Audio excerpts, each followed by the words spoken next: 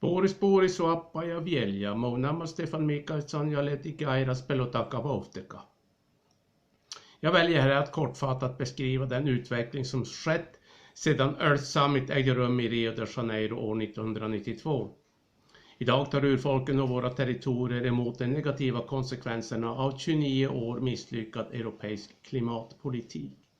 Vill du vara med och hjälpa urfolkskulturerna att lyckas med att motverka den eviga tillväxtens negativa konsekvenser och samtidigt minska den globala uppvärmningen? Börja med att rösta i Sametingsvalet. Din röst i Sametingsvalet synliggör det samiska folket hos de dominerande europeiska nationalstaterna. FNs konferens om miljö och utveckling UNCED ägde rum i Rio de Janeiro den 3-14 juni 1992.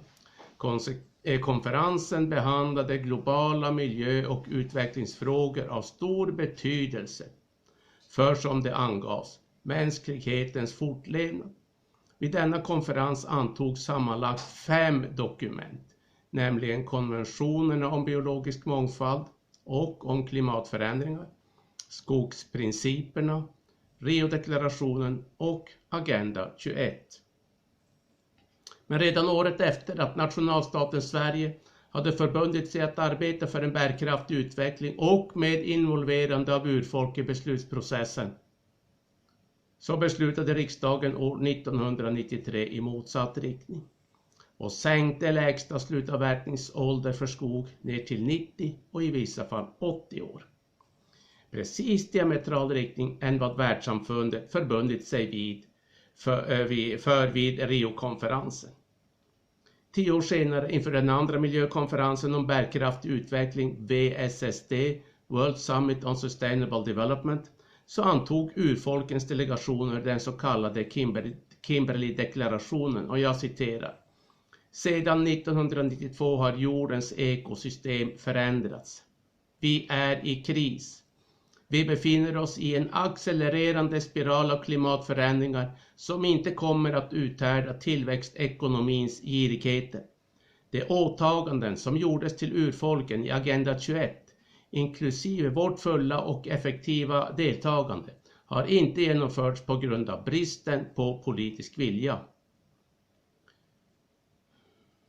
Urfolken utgör 5% av världens befolkning. Dessa 5% besitter cirka 25% av jordens yta. Och på dessa 25% av ytan finns cirka 80% av världens biodiversitet. Dessa marker, det vill säga urfolkens marker, stabiliserar jordens klimat genom att lagra nästan 300 miljarder ton kol, motsvarande 33 gånger de globala energiutsläppen under 2017. Det är också livsviktiga för att skydda den artrikedom som hela mänskligheten är beroende av.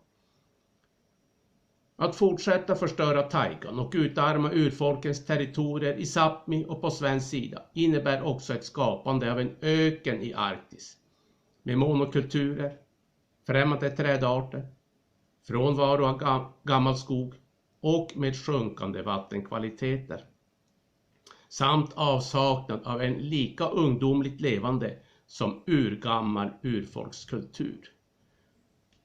Och allt detta sker på den del av jorden, det vill säga Arktis, där den globala uppvärmningen är dubbelt så kraftig som på alla andra delar av jorden.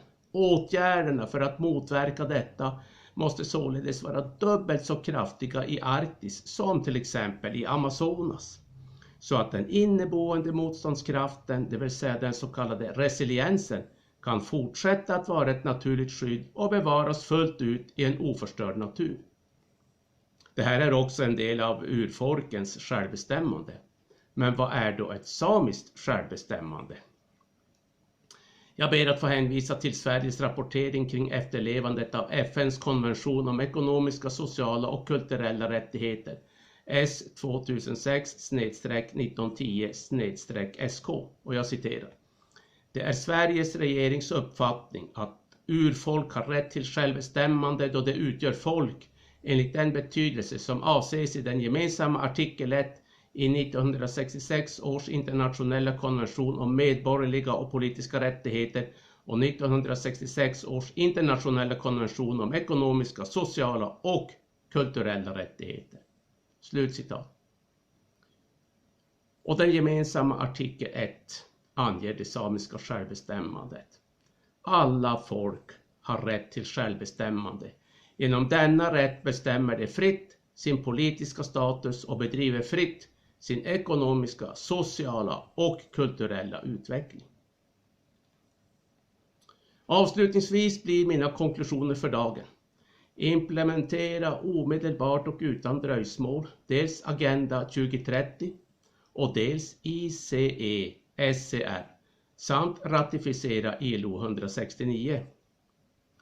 Urfolken är inte en del av problemet. Vi är oupplösligen en del av naturen och kulturen och oundvikligen och ofrånkomligen inkluderade i alla framåtsyftande lösningar för en gemensam framtid på tvärs av nationalstaternas gränser.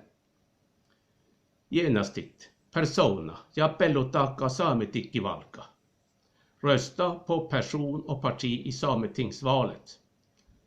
Rösta på Vauteka. I Sápmi är det vi som är folket. Keito.